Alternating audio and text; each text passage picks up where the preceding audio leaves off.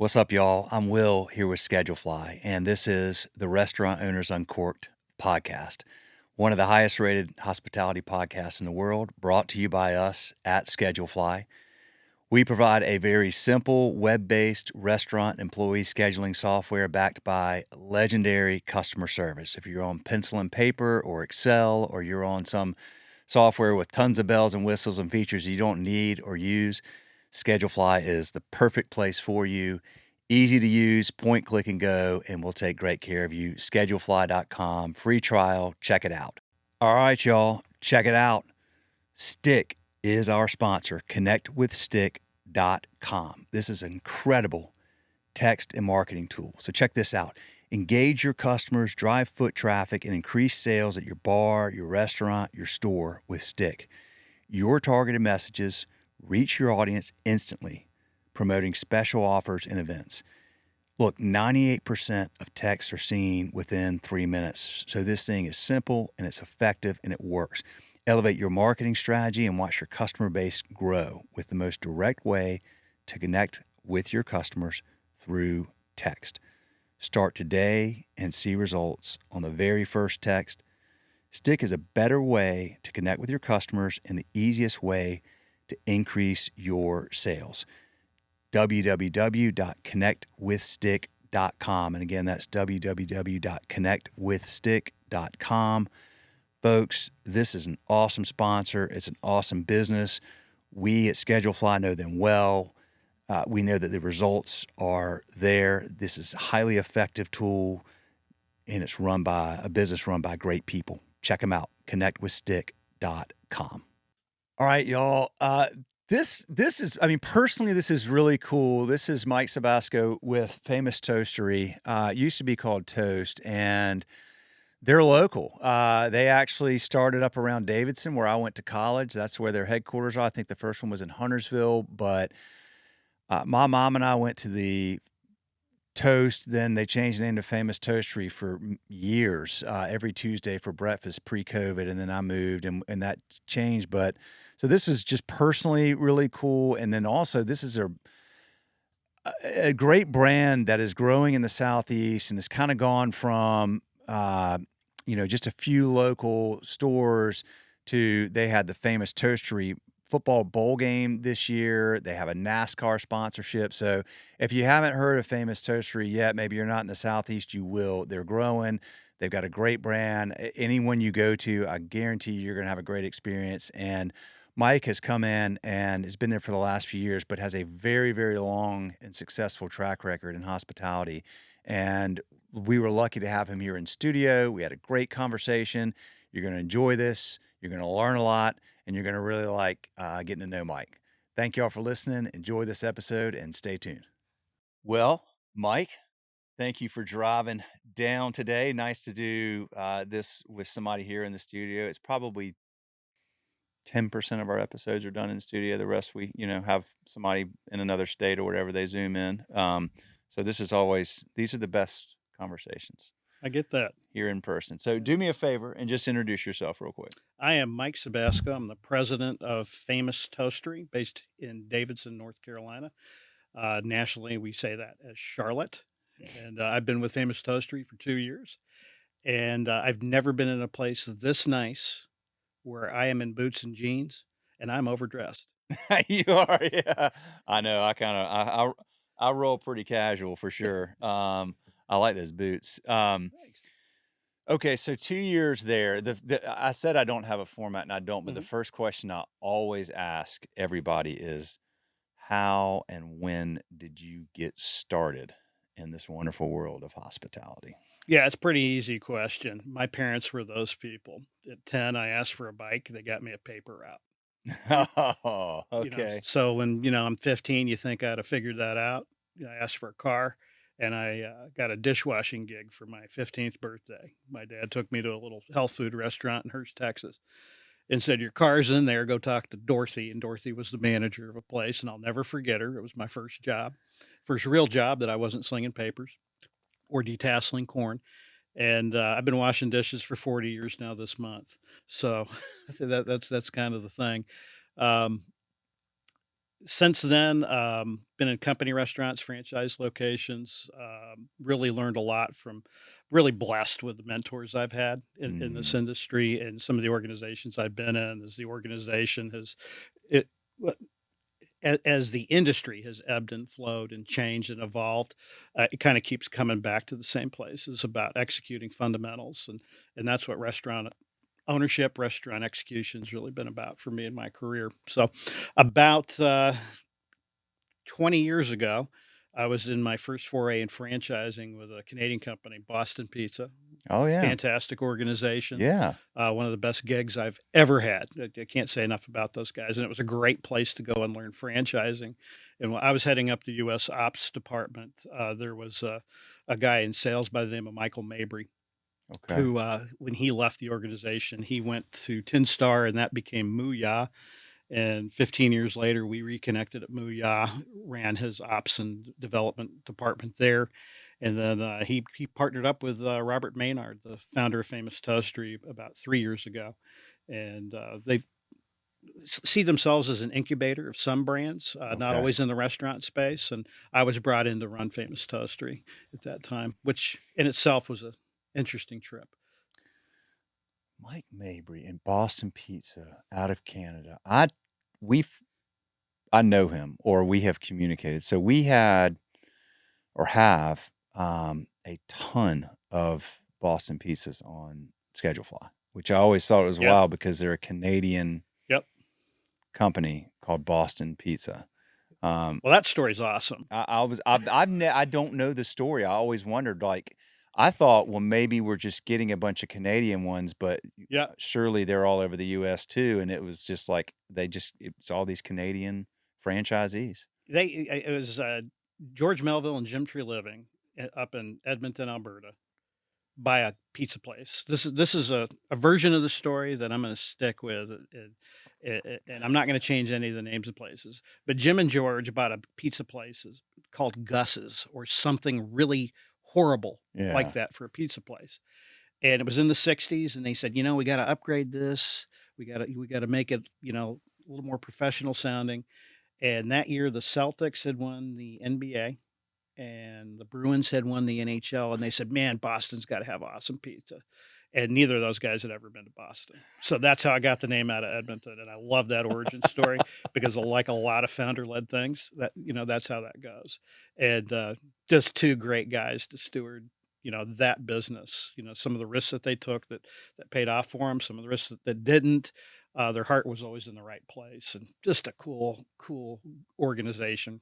It shows, well, we're going to get into nailing the basics and the fundamentals in a minute here, but that just shows right there that you can really miss on I mean, they were trying to get away from a bad name, and not that Boston Pizza is a bad name, it's a great name, but Boston is not known for its pizza. So if you're taking a concept to Canada and it's, based on some US city that has great pizza, you don't That you you've never don't been lead to, with right? Yeah, Boston. I just love it. That's the most Jim and George thing ever. Jim, at least.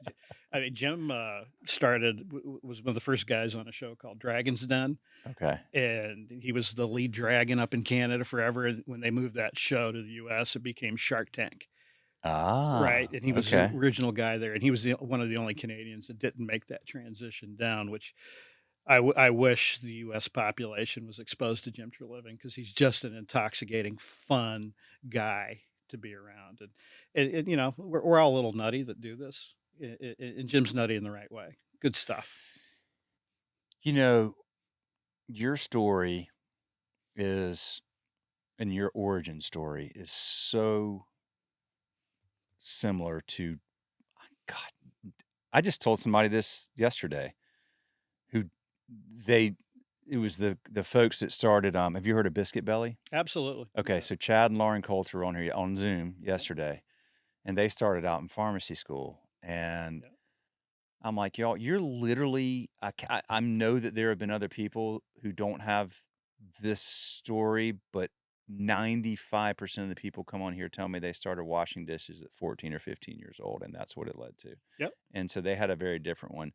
Um, so you're there, you're washing dishes because you got to make money to buy a car, yeah. but And I don't recommend a '77 Ford Granada as your first purchase. Just tell you that. there's still oil all over the North Texas highways from that vehicle. But yeah, that But you did it, you got it, you but bet. then that was a means to an end, and now it turned into an end. Where along the line did you start going, "Okay, Yeah, I that's like, there's really interesting. something here." You bet. You bet. If you'd have told the 18-year-old or 20-year-old version of myself that I was going to be in the restaurant management or an ops side of things, I would have told you ESPN needed my talents entirely too much to rob the sporting world of whatever I was going to bring to the table. And, I was a history major. I did some things, and I worked in several restaurants in my teens. I worked for a couple of the Brinker groups, the steak and ale groups back then, which was Bennigan's and all that stuff. And all these places had these wonderful systems and processes, but it just wasn't something that really connected to me. This is the 80s. Mm, I think the 80s gets the draconian management style tag an awful lot, and rightfully so. Rightfully so. But a place called Harrigan's opened up right down the street from us, and this is in this Texas. is in Texas. Yeah. They had 10 restaurants across the state, one in Albuquerque and one up in Oklahoma, this kind of regional thing out of Lubbock. And I went and ate there. Took a date because they were killing our happy hours down at Bennigan's. It was like we were entitled to that, right? And it's kind of the first rule of the restaurant business is he who executes best wins. Mm, And I could tell when I walked in the door, these guys were serious about it. Everybody had a role, everybody had a function, and people were genuinely happy to be there. You know, mm, we've all walked into the restaurant where there's a 20-year-old standing behind a counter going, "This job sucks," mhm. and we're looking at him like, "Yeah, it's why we gave it to you," right?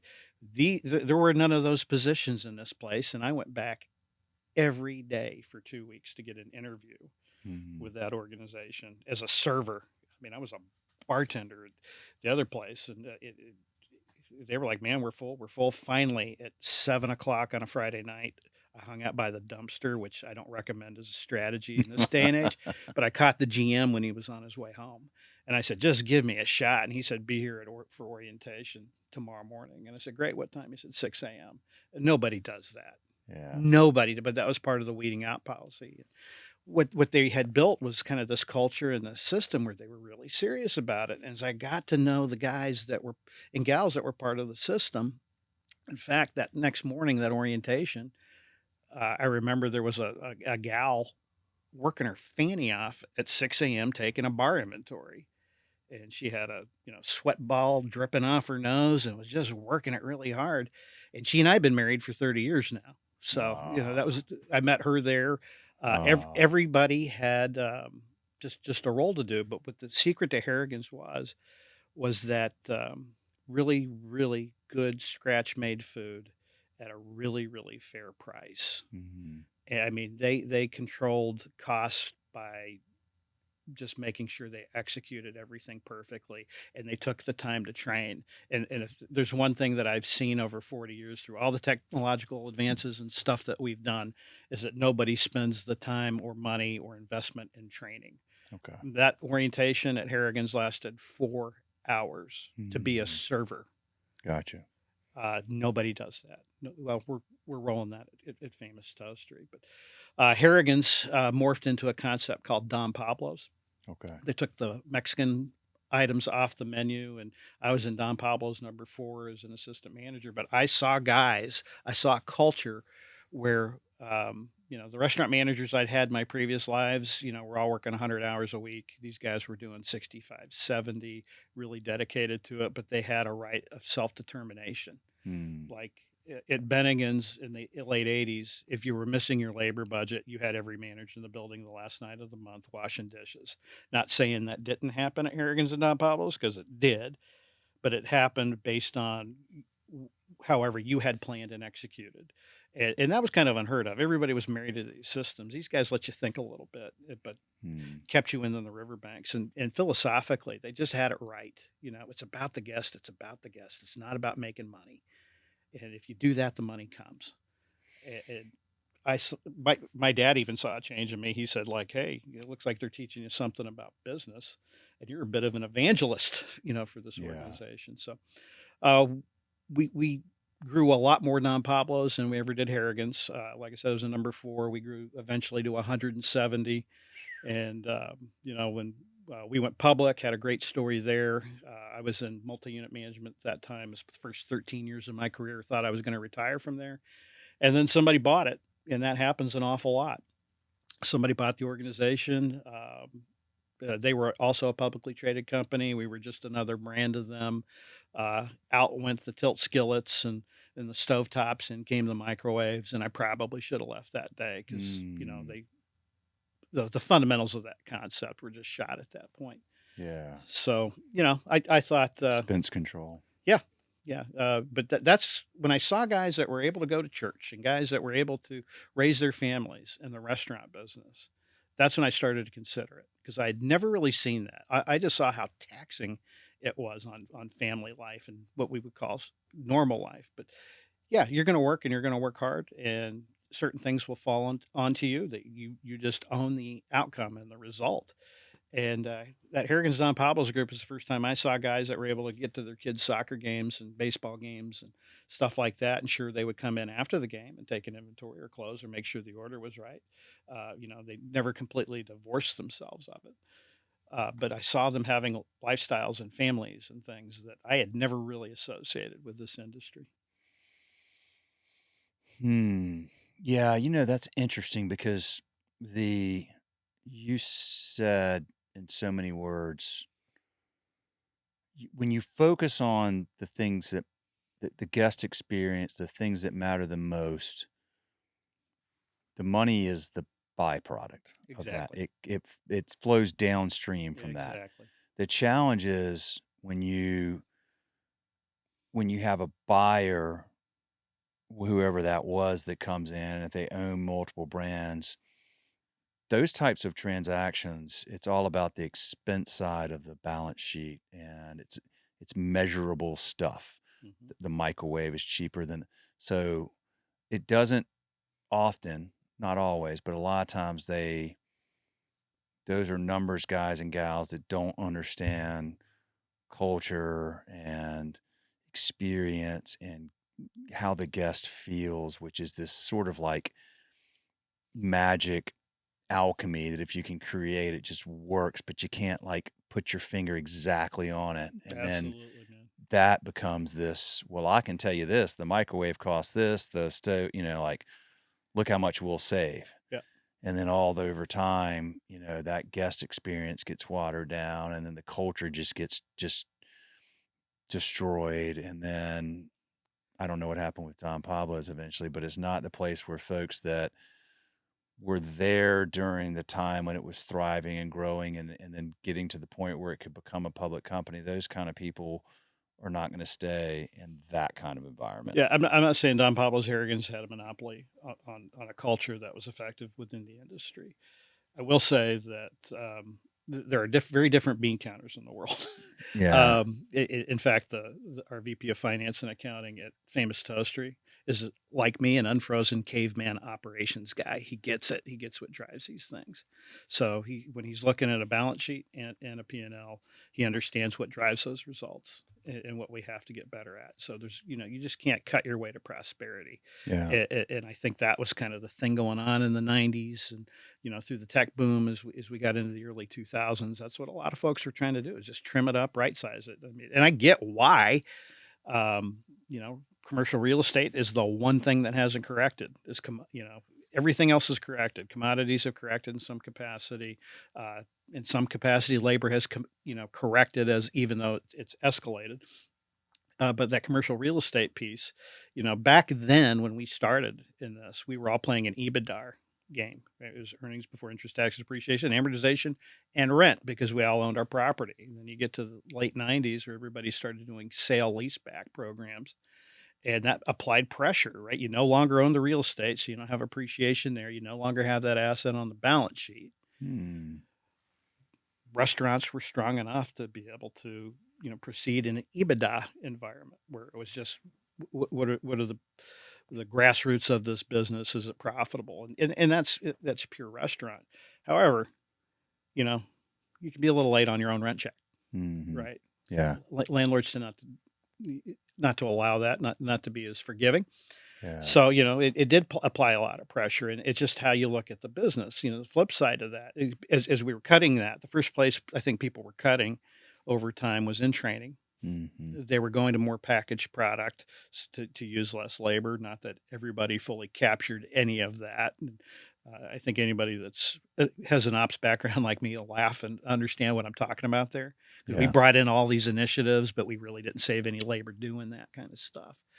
Um, it's just, we find ourselves in this environment, and we've cut back on labor in a time, particularly since the pandemic, where in some cases wages have doubled, Yeah. right?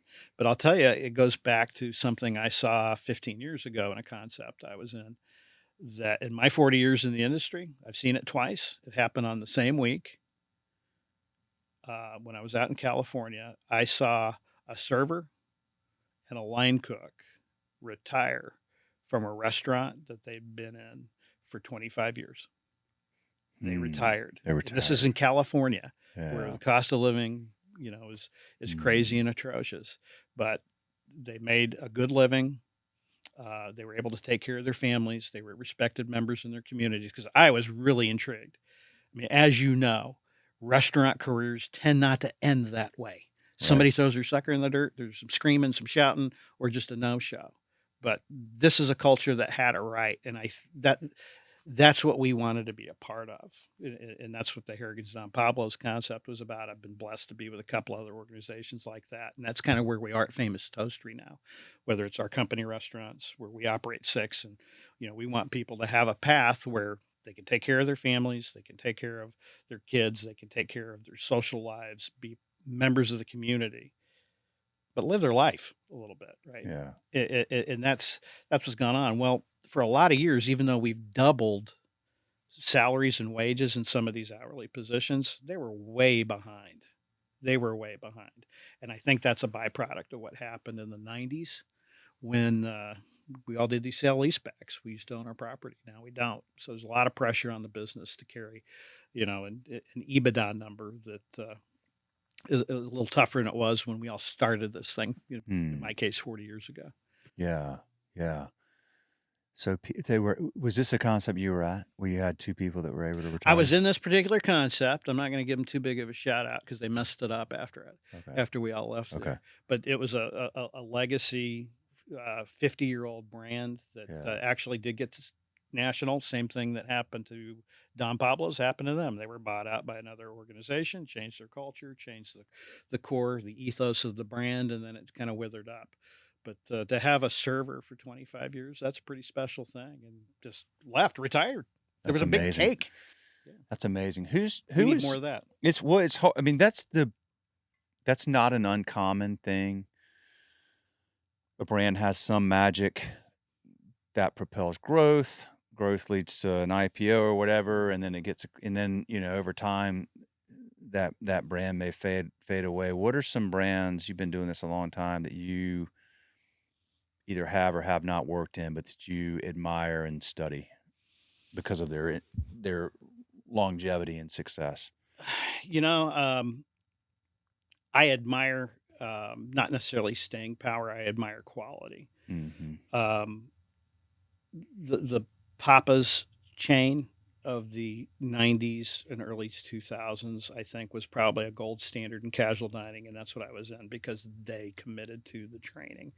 I don't know that they're still as committed as they were. It's been a little tougher, but the Papa Does Papacitas, those groups Hmm. there, I would once a month get into one of their restaurants and just see what they were doing, how they were executing. Is the ebbs and flows of commodities. Times got tough. They were just uncompromising, and that's something we emulated wherever I was. I was in the steakhouse business. Texas Land and Cattle, which we had a couple here in Charlotte at one point in time. I had that concept for 4 years, and um, that's what we did is we just said we're going to be a lot like that. I think Houston's has kind of a family tree Hmm. of guys that are executing out there based on that Houston's model.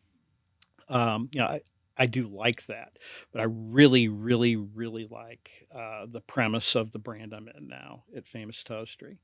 What Robert and Brian Burchell, the founders, were about was just really good food, when good food means simple, scratch, made Mm-hmm. fresh daily, and served with hospitality. I mean, Brian knew every guest in 3 restaurants, and that's what this should be. And it takes some time to do that. Mm-hmm. So, yeah, that's exactly what I admire. In that place where the people retired, I felt like that concept was the closest thing to the Harrigans and Don Pablo's experience that we had in the 90s. And the first time I went to talk to them is the week they were bought out, and they were like, "Yeah, that stuff's not important to us right now. We're leveraging this investment." And I mean, that was the end of the conversation. Hmm. Um, you've mentioned training a couple of times. That's very important. Mhm. Um, tell me a little bit more about that. And is this what do you when you say training? What does that mean?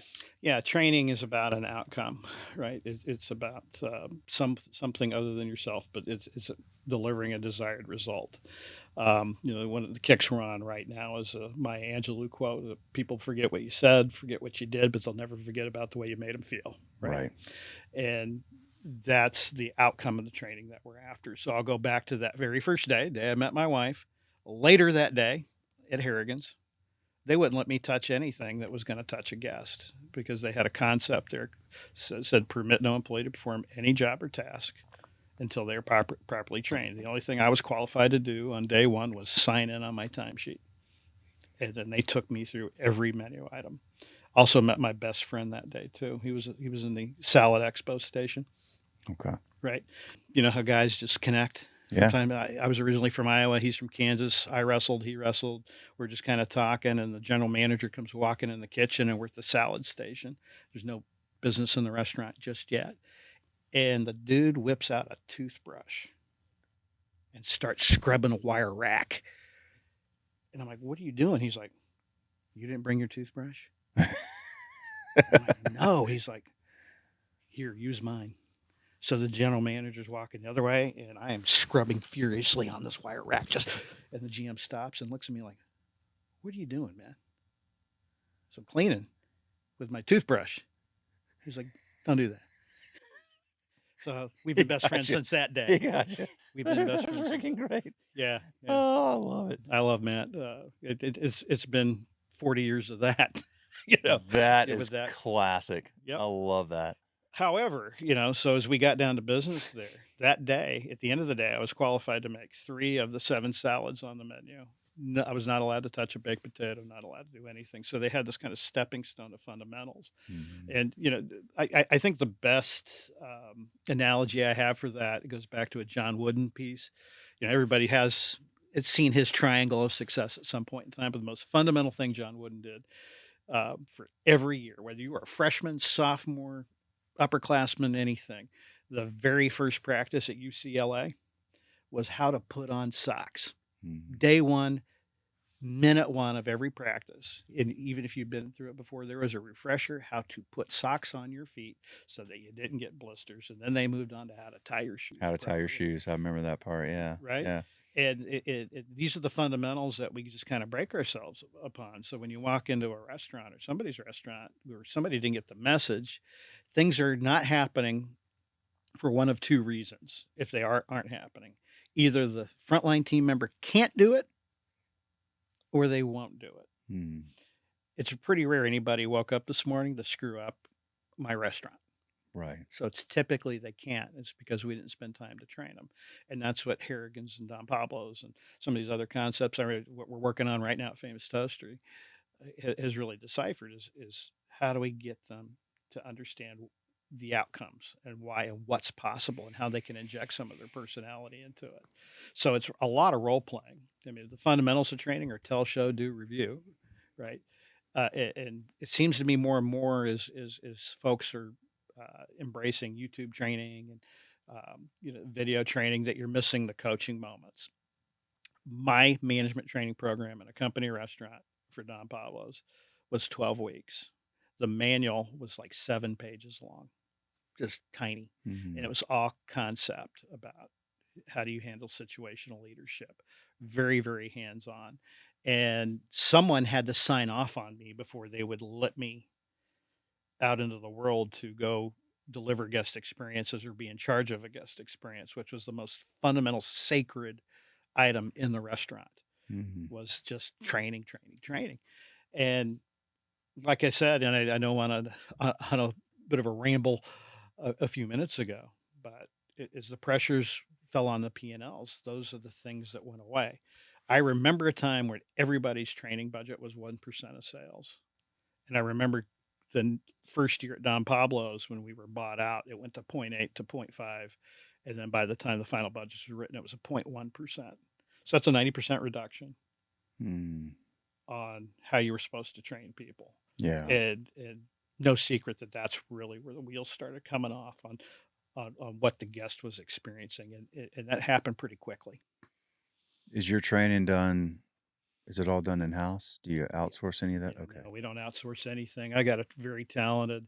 We do. We're lucky to have Kellyanne Higgins as our VP of ops experience and training. She's just people is her jam. In fact, if she listens to this, she'll realize that I stole the Maya Angelou quote from her. From her. And Yeah. I'll tell you that other concept where I saw the people retire is where I first worked with her, and that was the first time I'd heard that quote, and that hung with me.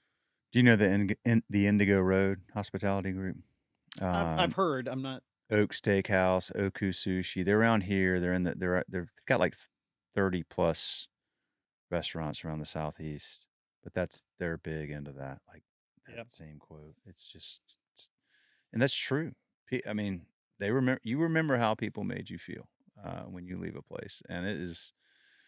You can miss on a few things. Yep. You could miss on the food. Maybe the omelet came out not, right, but the way you handle that and the way you make that person feel and the intention and presence you bring to that situation and the validation Yep. that you bring is what moves mountains with people because we all just want to feel heard and validated and that we matter. And Absolutely, man.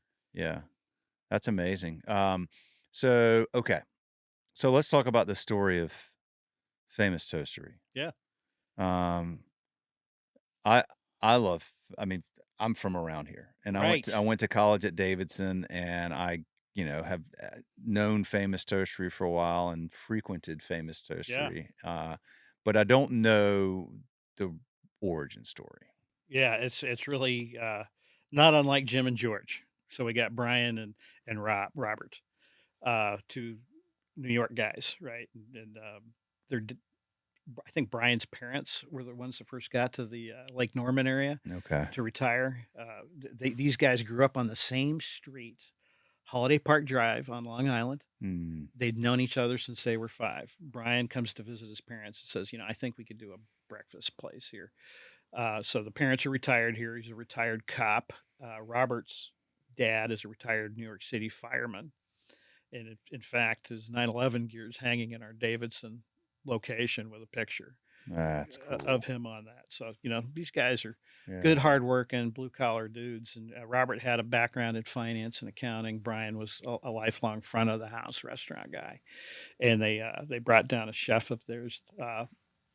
Julio is a franchisee for us now, from New York, and they did a house in Huntersville and just wanted to see how it goes. And they were executing and they were winning. It went really well. So the second location was that one in Davidson. They were operating under the name Toast Cafe. Yep. Which for anybody in the IP world out there will understand why we had to change that name. You cannot trademark toast. Yeah. Right. So they did that. They did Concord Mills. They had a lot of folks, not unlike you, that just really liked the concept and saw Right. what was happening with it. And, we're familiar with it. Changed the name to Famous Toastery.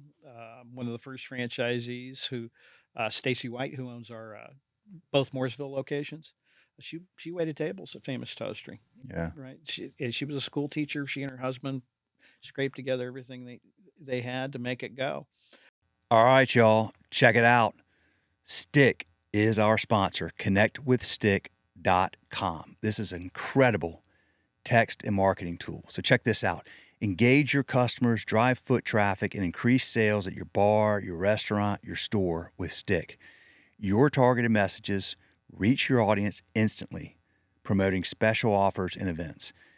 Look, 98% of texts are seen within 3 minutes. So this thing is simple and it's effective and it works. Elevate your marketing strategy and watch your customer base grow with the most direct way to connect with your customers through text. Start today and see results on the very first text. Stick is a better way to connect with your customers and the easiest way to increase your sales. www.connectwithstick.com. And again, that's www.connectwithstick.com. Folks, this is an awesome sponsor. It's an awesome business. We at Schedule Fly know them well. We know that the results are there. This is a highly effective tool, and it's run by a business run by great people. Check them out, connectwithstick.com. So, fast forward, I mean, we're 20 years old, this year. And about 2.5 years ago, um, Robert decided that, he was going to expand the operation that Famous Toastery really needed to take a look at why it didn't have more than a regional following. Because if you knew Famous Toastery, you loved it. Yeah. So Michael Mabry is his managing director, gave me a call and said, "What's going on with you?" Emily and I were at a place where, our youngest had just finished her master's degree at SMU.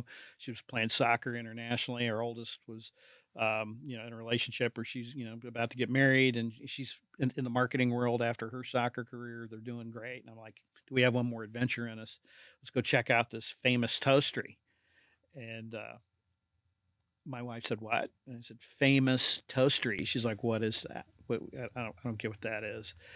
And I said, "Well, I'll tell you about it." So I flew to Charlotte, met with Robert and Michael in the Davidson location, and just loved it. Loved the food. Wanted to see what this was about. And I'm like, "How did you guys come up with this name, Famous Toastery?" Well, can't trademark toast, so we worked on some things, and we just felt like we had the best product, so we went with Famous. And I'm just like, okay, it doesn't really resonate, but okay. And I went home and talked to my wife about it. She goes, "Man, I don't get that." And I was like, I get what you're saying. I get what you're saying. So I kind of turned it down. I just said, I'm not sure that that's the right move for us to move to Charlotte and, see what's going on with this little 25 restaurant brunch concept. It's half franchise, half corporate. And, how do you grow something like that? And I came back out and tried it again and just loved what they were executing. Loved the fact that they were on this hospitality model that we've been trying to capture since the Harrigan's and Don Pablo's days. This team service. I mean, there's something here, and I'm trying to figure out what the roadblocks are. So I did sign up. Said, I'd love to be the steward of this brand for a while and see where we can take it. So we were a year into it, and we had a group come through from a town in the Midwest, and they said, "You have the best food, you have the best service. We have a hard time with the name," and that was something we had always known. So we hired a couple of marketing groups and just kind of talked through that process. Famous Toastery, we keep it or kill it, right? And we actually had one group say, "You got to kill that name," but I go back to Boston Pizza or some of these other things. 40, 50 years ago, Starbucks was a really bad name, Right. right? So what was happening, we had no awareness. So Famous Toastery was Famous Toastery, famously fresh. Every server is your server. Famous Toastery saying famously fresh is like Walmart saying, "We want to be the employer of choice." It just, you don't capture anything there. It sounds insincere because so many in the space do that. So we were like, first thing we have to do is figure out a way to get the name out. And we we took a call from a guy who represented some NASCAR drivers. And I thought, oh yeah, nothing says brunch like NASCAR, right? I couldn't make it work in my head. How's this going to work?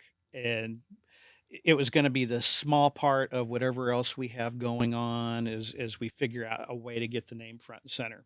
So at this point in time, and this is mid 2023, about a year ago, we're going, if you know Famous Toastery, if you've been in our restaurants, you get it, you understand it, and you love it.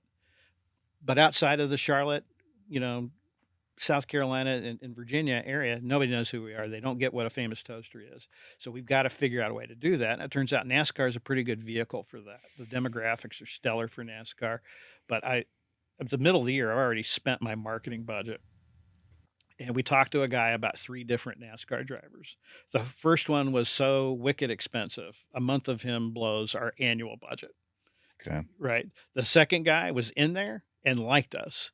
And the third guy, Michael McDowell, was not expensive at all and was just a giant fan of the brand, had been taking his family there for years and just wanted to work with us in some capacity. He's one of those guys that he's not out to make bucks in the marketing stuff. He's out there to, you know, drive race cars. And I thought, okay, I'm not a NASCAR fan. I don't know anything about this stuff.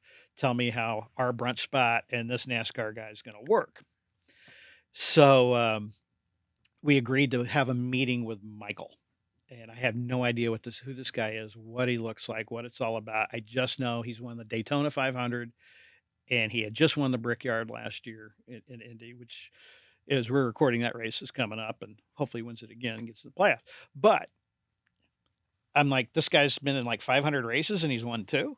Really? Wait, this is the guy we're talking to? I don't get this. So I come walking into our Davidson location and he's sitting there on his phone trying to figure out where his kids are. And he's just a normal guy. And we sat there and talked for our 45-minute meeting turned into like 3.5 hours.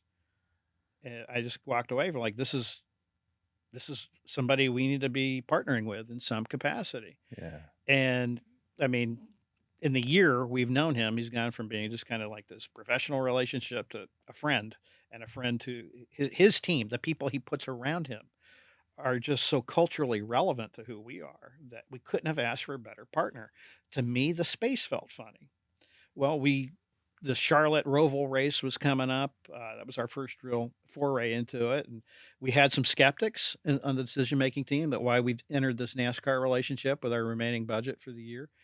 And we had an event with Michael at our Concord Mills location down the street from Charlotte Motor Speedway the week of the Roval. And when we got there at 8:30 in the morning, which we've been open for an hour and a half at that point, there is a line all the way around the building to get Michael to sign this stuff. And I thought, this is amazing. In fact, ran to the VP of Ops and said, we got to make more food, right? This is going to go nuts. Not one of those people bought anything from us that day. They were all there to see Michael. Wow. So as an unfrozen caveman ops guy, like I am, this is the first time in my 40 years in the industry, I started entertaining the term residual because I don't like that. I like direct investments directly, but I was like, there's something here. We did sit down. Several of the periphery staff did come in and eat, and, you know, tried some things, and they're like, oh, Famous Toastery, that's what this is. Well, that was kind of the start of this. So we noticed that we were starting to get some pickup just from, you know, Michael. It turns out NASCAR's got this pretty heavy female following. It's about 45%. Yeah. Yeah. Of the fans are female, and they're very loyal. And it's not what a guy like me thinks. If you think in stereotypes around what NASCAR is, you're wrong. You know, a lot of highly educated folks, Yep. a lot of very loyal folks, and that's exactly what you want as a brand builder. But most importantly, it's really about Michael and what his family is and who he is and how he's representing himself and his team. Things aren't, I mean, at that Roval race, I think he finished 27th. I was exhausted rooting for a guy, you know, Yeah. 27th place. And we just loved everything about it. So we did a few more things. And the guy that brought us, McDowell, was like, so what are you guys, you know, working on? He wanted to partner with us a little bit more on the NASCAR thing and just wanted to know what we were about. And I said, well, we're in a position where we're figuring out what we're going to do with this name. Is it Famous Toastery? Does it need to be something else? And we arrived at the fact that it is going to be Famous Toastery. We're going to be very proud of this brand. We're going to lean into it like other brands have leaned into some things. And because it is such a unique name, it will be memorable when we get people to understand what it is. Mm. We hired a local agency to move that forward. David Jewell and his team at the Jewell Agency here in Charlotte were fantastic partners through that. But as all that's coming together, we had our franchise conference and brought everybody to Charlotte, just kind of talk through, you know, some of the franchisees were like, don't get the NASCAR thing. And one of them was like, yeah, come on. I mean, you got a Charlotte-based driver that's going to help the Charlotte locations, not going to help mine. And then Michael comes walking in with his Daytona 500 trophy to deliver the keynote. And he was like, oh, okay, I get it. This is a national thing. So we started getting some momentum around this, and people are hearing the name Famous Toastery. Robert and I were walking around NASCAR tracks, and people are like, Famous Toastery, welcome to NASCAR. Um, Walking into some of our restaurants and seeing completely full race teams Mm. dining in our place. Okay, so that's direct, but it's not the residual. Where residual kicks in is the last night of the franchise conference. My wife and I are in the process of moving here. So I'm here, she's there, and 11 o'clock at night, my iPad goes that ding, like you got a new email, and I'm like, oh, I'm exhausted. Do I check that? We'll be there in the morning. And it was the guy that brought us McDowell said, "Hey, we've got a confidential thing here, but the Bahamas Bowl isn't going to happen.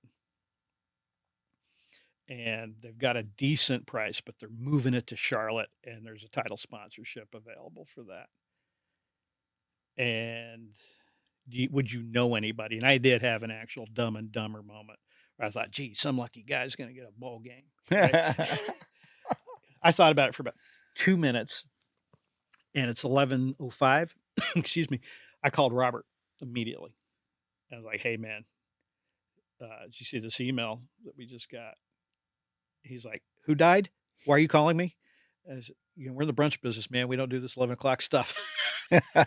I was like, "Check the email." And he called me back. He said, I don't really get that. What does that mean? I said, "If we do this, every degenerate gambler living in his mother's basement is going to say our name at least once this season. And this is the kind of thing where we just need to get the name out."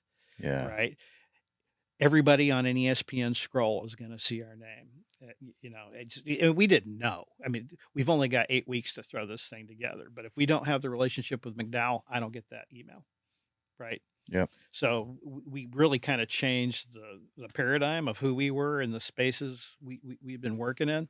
And then, I get this email and we kind of kick it around. At 11:30 went to that VP of Finance and Ops house because, accountants love seeing their brand presidents, right, show up on their doorstep at 11:30 at night. Midnight, yeah, He right. opens the door, said, "Who died?" I said, "Hey, I think we're going to need some money. I think we're going to throw something together here." And he's like, "Yeah, you blew your budget on McDowell." And I started ripping the seat cushions off his couch and checking for change, and made a little statement. Then he saw what we were about there, and we raised it and had a decision. And I could tell you that ESPN Events, based here in Charlotte, best partner I think I've ever worked with in any capacity. They were just fantastic. All the folks that brought us this. McDowell does the coin toss, at the famous Toastery Bowl. It's the fourth biggest comeback ever. Our website crashed for the first time in history for 3 hours during the bowl game. And then ESPN does us the favor of changing networks in the middle of the game because it was running long because of this overtime thing. And people are saying Famous Toastery, Famous Toastery, Famous Toastery. And I don't think we overcame the name Famous Toastery. We're just in the process of rebranding it, and now more and more people are going. We had some folks in this past week from other parts of the country that don't know where they heard Famous Toastery. They don't know where they got that name. But they were like, "Man, this food is good. This service is excellent." Such a secret, and we're really not such an underdog anymore. I mean, guys like Robert and Brian, the founders, you go back to that. They're quintessential underdogs. Blue collar upbringing, fighters their whole lives, grinding out, absolutely earned everything that they have. So you have what is it, 6 or 8 that are corporate? 6. 6 that are corporate, and how many franchise? That would be 19. 19. And then we've got another 10 in the pipeline, and Another more 10 in coming. the pipeline. Yep. Okay. 10 what does that mean in the pipeline, over the next 12 months or? Over the development schedules are for the next 4 years. Okay, 4 years. I'd be surprised if we haven't doubled in size in the next 36 months. Okay. That's the current schedule we're on. Okay. And are you primarily in the Carolinas? Right now, primarily in the Carolinas. Yeah. But that's the thing on franchising is that, you can't do deals where you can't support folks. Well, that's what I was wondering about this whole franchise thing. Like, you've got your epicenter here, and then do you sort of like grow in concentric circles out, or do you? I mean, Like if you had somebody in Dallas, Texas right now that wanted Yep. to open a franchise, Well, would it's funny you say that, but yes, right. To have someone leave their job and to do one famous toastery in Dallas, Texas, doesn't make sense for either of us. yeah. If someone with some experience and some infrastructure in Dallas, Texas, that wants to grow a market, that type of decision would make sense Okay. for us. But a series of one-offs somewhere where, unless they've got a lot of restaurant experience and some brand building experience, because first time you go in, you, say we went to Ottumwa, Iowa, where I'm from, and put a place called Famous Toastery there. No one's going to know what that is, and it takes some Mm. some real stewardship to make that happen. Do you look at the demographics of where where NASCAR is most popular and Yeah, we try to do. overlay that a little bit or We have. One thing we thought was going to happen from the bowl game is we thought we were going to get Norfolk, Virginia, where Old Dominion's from, and we were going to get somebody from Bowling Green, Kentucky, where Western Kentucky was, yeah, right, just to call us up, and that didn't happen. yeah. But an awful lot of people there have, in both locations, have some great vibes on our concept. So when you look at that, we are in. I mean, Charlotte is the hub of NASCAR country for a reason, and it's silly not to look at what those concentric rings look like, right? Yeah. We've got an awful lot of interest right now in exactly those areas. But Robert was just up at the Poconos for the race. Uh, McDowell finished second in Sonoma, California, earlier this year. So Mm. it's been the right partner for us because it is national. Right. I Mm. mean, there was a race in Iowa this year. That was the first NASCAR race in Iowa. They had a Cup Series race there. I'm not saying I got to be in Des Moines in a couple of weeks, Yeah. right? But we're getting that type of outreach. But the traditional Southeast, probably a better way of saying it's the SEC markets, Yeah. right? Yeah. I think we're strong there. We're branded for that, and the offering has certainly got that Carolina SEC flavor to it. How do you find franchisees? Do you actively recruit or do they contact you or both?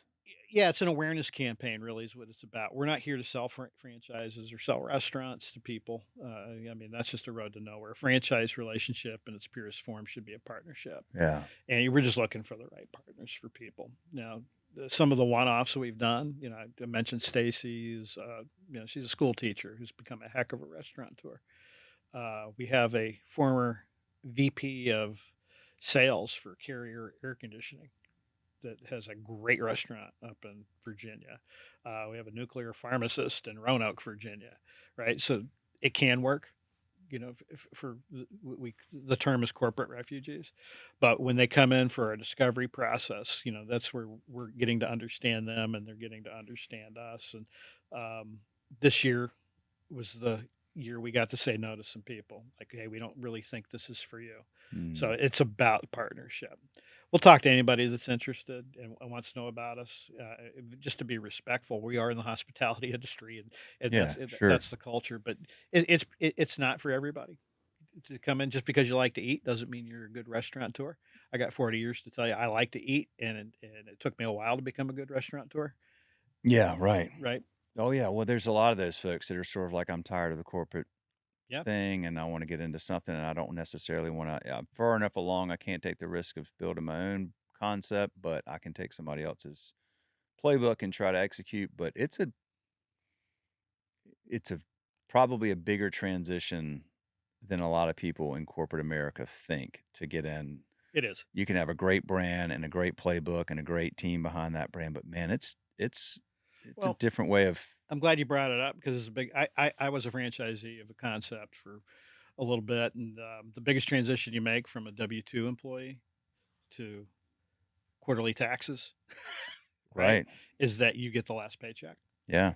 right? And I don't think folks understand that, Yeah. right, when they come in, or they're looking for the decision maker and realizing for the first time in their life they are the decision maker, Yeah. and that there is an order of operations and things that have to happen, and sometimes it really works good. Sometimes it doesn't, but both are going to happen. And the number of decisions that you tend to have to make on a daily basis in this business can probably be overwhelming to some if they're not used to or be able to adapt to make those kinds of decisions because you're dealing with essentially you're dealing with every aspect of the economy flows through a restaurant, Mhm. and you're dealing with everything from a major piece of equipment breaking down to a cook quitting mid shift to a customer, irate customer to the next thing and the next thing and the next thing to the roof floods. I mean, it is just unbelievable the number of things literal or metaphorical fires that you may have to put out in any given day. So I don't think most consumers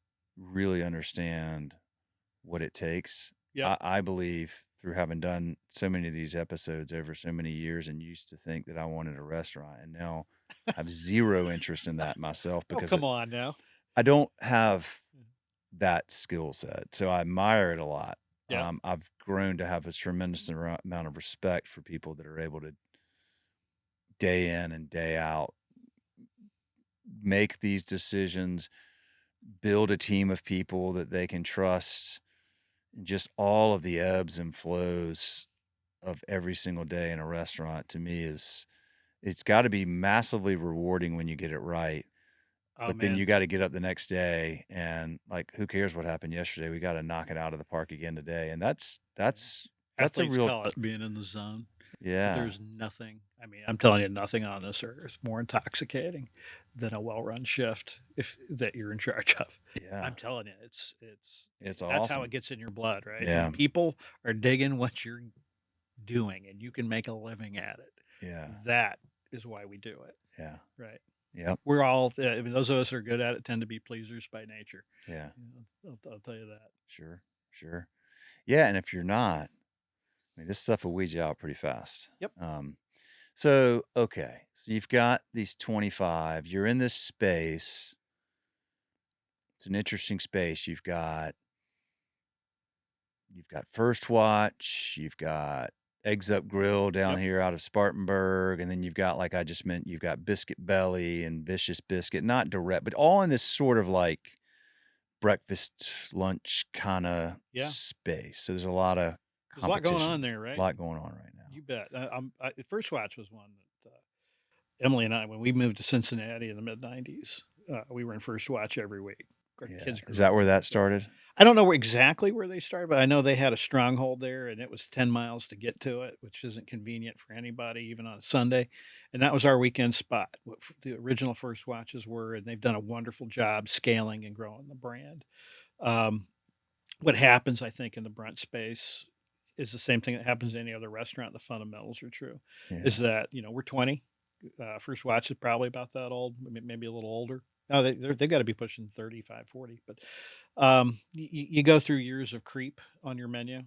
You've got all these LTOs and stuff like that you grow, and then they find a place on the menu, and then you get to a place where you can no longer execute it, Hmm. right? And in famous Toastery, we just went through a contraction, which is a modest contraction, but we just kind of got the stuff off that we didn't feel like we were best in the world at, that didn't really necessarily drive the economic engine of the business, and stuff we just weren't passionate about.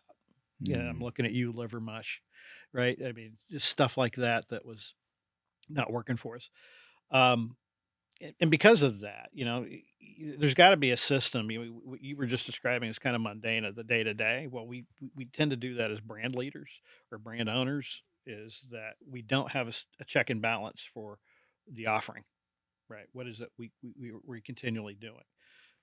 Somebody's spaghetti and meatballs could be the mainstay on their menu for years and years and years, and you have to augment that to drive trial, to drive frequency and all that stuff, but you can't just continue to add to the menu.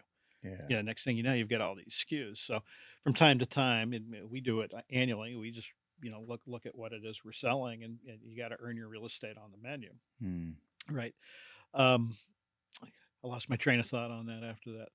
Oh gosh. Well, that actually brings up something I'm fascinated with is getting is menu management and Yep. doing a few things really, really well. And because most people, when they go into I mean, I definitely do this when I go in a place and there's bunches of pages and lots of stuff. Hmm. Your initial thought is, okay, they can't do anything really well, if there's so many items on there. Yeah. What's the guest here to do? Like, What's going to bring him what back, right? yeah, I mean, I'll tell you, and I don't even I think because when I ate with you, I think they made this for me, but it wasn't even on your menu anymore. Oh, the Greek omelet. Yeah. I mean, I ate the Greek I told you my mom and I went to your Ballantyne location for years every Tuesday, and I mean, I got the exact same thing every single time. Didn't need to think about it, loved it Hmm. so good. So good. Yeah, Uh, I've been kicking myself on that one. That was one of those tweeners, right? That was right there at the cusp. So yeah, we did kill it, but we can still do it, yeah. right? And then you came in. You were the first guy since we did that last year that said, "Man, where's the Greek omelet?" Well, that was all I knew. I mean, it Yeah, was like I had maybe like the first time I had it, however many times it took me to get to it, and I was like Greek omelet with chicken and the potatoes and this like every single time, and an English muffin. That was like my there you jam. go. Yeah, That that was my sounds jam. good. I'm getting hungry. Yeah. Well, I mean, you all have look as a customer. I mean, I certainly the reason we went there, Hmm. Mom and I did every Tuesday for years was y'all just got it right Mm, consistently. Just the service model, the friendliness of the staff, you know, how quick the food came out, how hot and well done it was. I mean, it's yeah. just so, and that's what I'm assuming you're often hoping for is you want those regular customers who just go, I can count on them. Like Hmm. I know what I'm going to get. I don't need to think about like that's the other thing. Like, eliminating we make decisions all the time. So like for us, that was a big thing to be like, okay, we don't even have to think about like we had tried a few different places. Ah, there we go. Got Yeah, it. Like your place. boom, this is our place. That's what Yeah. we endeavor to be. Is your place. Yeah. The thing about That's being your place is it's our responsibility to repeatedly earn that, which yeah. means, yeah, I think the number one failure in this business for sure is folks that do not have the ability to render humble service. Mhm. It's a humbling endeavor. I mean, period. And you have to do it humbly, and you have to approach it from the standpoint is it ain't about you. It's Right. about how they feel. So, Yes. did we deliver it? And scaling that, um, tough, Yeah. right? Because it Yeah. means different things to different people, and that's my job is making sure it's really clear what it is we're here to do and why we exist, whether you're a franchise or a company location. Well, last thing I'll say is you've talked about your brand. Hmm. I think I love your brand. I Well, mean, thank you. when You it got to was earn that. toast, it's great. Famous Toastery. Okay. Get it. They probably can't use toast and grow anywhere outside of this, whatever it was like, Yeah, can't trademark it. I mean, look, I don't really know what first watch means, and they've done pretty darn well with with exactly. with that. Well, It the just first watch is the morning. I get that. see, Famous toastery could be a lot of things, but we're going to know it a lot better in the future. I feel like Famous Toasteries. It says a lot to Mhm. me. I really, it does. Like First Watch, I didn't know what that was. I just was heard about there like some place called First Watch, and I went. Yeah, I was like, oh, okay, I guess it's breakfast. But first, I don't know. cool. You guys are doing the right things of getting the fundamentals right. That brand, you could Thank call you. it whatever you want to call it. It's people are going to flock to it. I think so. We're excited to know us is to love us. We've learned that. Yeah. And that's the same experience I had. Funny name. Now we got to make sure it's not such a funny name because when you try us, you tend to really like us. Well, And there's some responsibility to keep that up, right? a lot of I don't know how many Boston pieces there wound up being up there in Canada, but there's a hell of a lot of them. I know that. So they They're an figured that out interesting too. story, those guys. Yeah. Yeah. Love it. Mike, this is awesome. Thank you for taking the time to come in here and do this. Thanks for doing what you're doing. Thanks for sharing a lot of advice and wisdom and knowledge. And anybody listening to this is going to learn a lot. And I hope that this also, gets out to a lot of ears and helps spread Famous Toastery brand to more people. Well, thanks, man. Always a pleasure to spend time with you. Thanks, man. Absolutely. That's a wrap, y'all. Thank you. Cheers.